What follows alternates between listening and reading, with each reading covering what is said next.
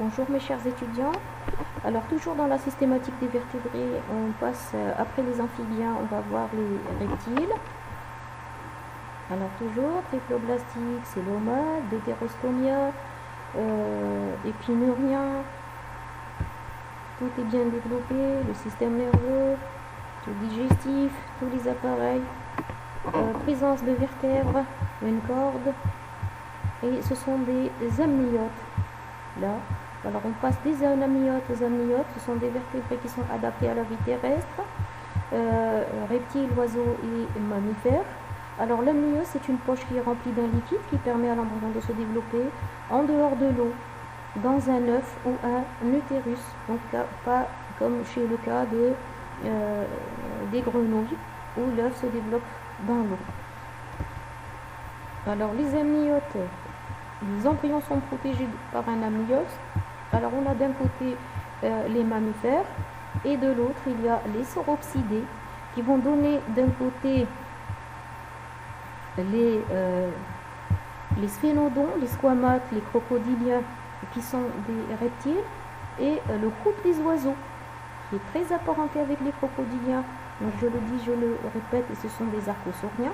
Et vous avez les chéloniens, c'est la famille des tortues qui sont aussi des reptiles.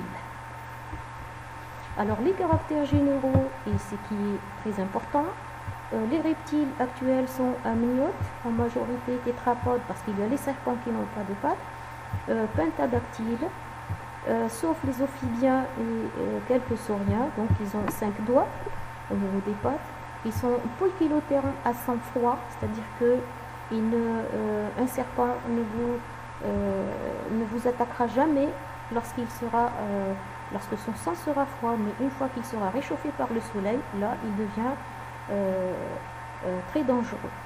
Le corps est recouvert d'écailles ou de plaques kératinisées d'origine dermique, souvent doublées d'os dermiques formant une véritable carapace, comme c'est le cas de la tortue. Absence de glandes cutanées, ils ont une peau qui est sèche. Il ne faut pas oublier que les écailles sont soudées chez les reptiles. Les orifices anal, urinaire et génital sont réunis dans un cloaque qui est de deux formes. Il est transversal chez les chéloniens, les rhynchocéphales et les squamates, et ce cloaque est longitudinal chez les crocodiliens. Alors il n'y a pas de larves chez les reptiles, et le cœur avec 4 loges. N'oubliez pas que les reptiles sont aussi ovipares parce qu'ils pondent. Il y a des œufs, ils ne pondent pas, mais ils mettent des œufs. Alors ici vous avez le groupe des crocodiliens, les squamates qui sont les serpents, les chéloniens, les tortues, et les rhynchocéphales. Et comme exemple vous avez le sphénodon. Plusieurs exemples qu'on va voir tout de suite. Alors au niveau de la systématique, on a 3 types de reptiles. On a le groupe des anapsides, les diapsides et les synapsides. Alors ici, les diapsides, il y a les crocodiliens et les squamates. Et chez les synapsides, on a les pélicosauriens et les thérapsides. Et chez les anapsides, on a les tortues qui sont les chéloniens et les chéloniens et les cycosauriens. Alors la systématique, elle repose sur le crâne de type anapside. En vue latérale, il n'y a aucune fenêtre dans la partie postérieure d'un crâne anapside. Le crâne de type synapside en vue latérale, chez certains amniotes, le crâne est percé ici d'une fenêtre temporale inférieure. Il s'agit d'une configuration de synapside, et il y a ici 2 fentes au niveau de la tête de type diapside. Voilà les caractères de systématique du crâne chez les reptiles. Alors un crâne de type diapside est caractérisé par la présence de fosses temporales supérieures et inférieures. On arrive juste après, on vous présente les chéloniens. Alors 2 types de chéloniens, il y a les tortues marines et les tortues terrestres. Alors les tortues qui sortent de l'œuf, ils sont ovipares. Alors la tortue marine présente à la place des pieds, il y a des nageoires, ce sont des pieds qui se terminent par des palettes natatoires pour permettre la nage. Alors là c'est la tortue que vous connaissez, normale. Ensuite, on a le sphénodon, ce sont les rhinocéphales. Les squamates lacertiliens avec l'exemple de l'iguane. Alors l'iguane c'est un squamate lacertilien. On a les squamates lacertiliens avec les agamidés. Là c'est le moloch d'Australie. Regardez ces formes là bleues, très jolies. Là c'est un squamate qui présente même des ailes. Les squamates lacertiliens avec le gecko, ils sont pentadactyles, 1, 2, 3, 4, 5 doigts. On a les caméléons, ici, lacertiliens, ça c'est le squelette de la tête des caméléons. Il change de couleur à chaque fois que vous lui changez de support. Et on a le varan avec les varanidés, qui est en train de manger un animal de grande taille.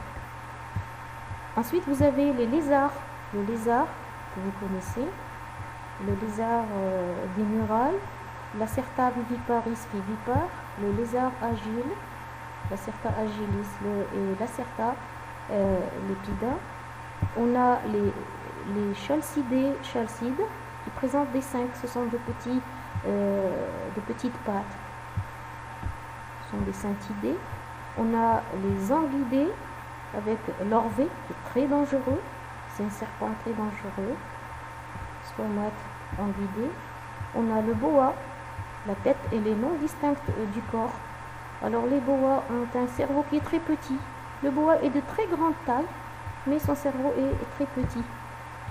Vous avez les vipères, ou bien le natrix, les colubridés, ce sont des couleuvres. Alors natrix mora et le natrix natrix, le couleuvre à collier.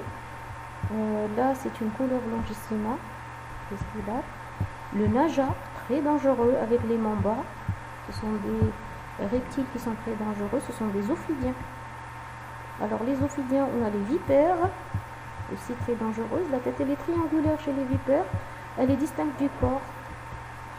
Là c'est un squamate ophidien, toujours vipère africain, qui existe au Maroc, dans la région du Sahara, du sud. La tête elle est triangulaire, elle est distincte du corps. Il se camoufle, il est doté de camouflage. Ensuite on a les archosauriens crocodiliens avec le crocodile, les alligators, le caïman et le gavial. Là c'est les reptiles de grande taille, crocodiliens. La tête elle est aplatie dorso-ventralement et qui se prolonge par un museau à l'extrémité, le museau comme chez le chien, à l'extrémité duquel s'ouvrent les narines. Là c'est le regard et l'œil du crocodile. Alors le crocodile, il y a un petit crocodile qui sort de l'œuf. Là c'est un alligator géant. Là c'est la nourriture qu'on donne aux reptiles crocodiles. Là, voilà ce qui arrive quand on croit qu'un crocodile est complètement anesthésié par une fléchette tranquillisante alors qu'il ne l'est pas. C'est ce qui s'est passé pour un dompteur de crocodile au Taïwan le 11 avril 2007. Donc le crocodile lui a coupé la main. Et bonne nouvelle, il va beaucoup mieux parce qu'il a été guéri. Et sa main lui a été remédiée. Et là, on a fini avec les